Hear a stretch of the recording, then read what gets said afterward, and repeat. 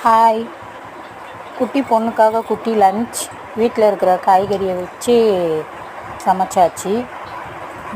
என்னென்னா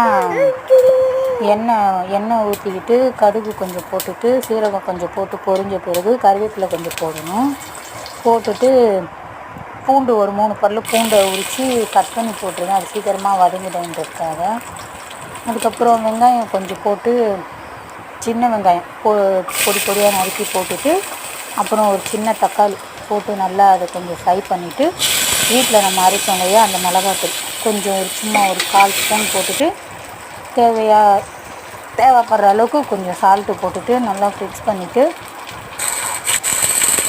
அதுக்கப்புறம் வந்து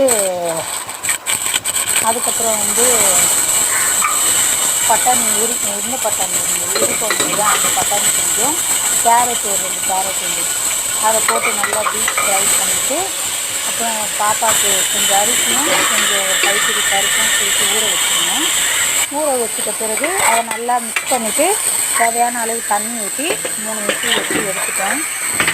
இப்போ குட்டி பொண்ணுக்காக எப்படி இருக்குன்னு கமெண்ட் பண்ணுங்கள். தேங்க்யூ.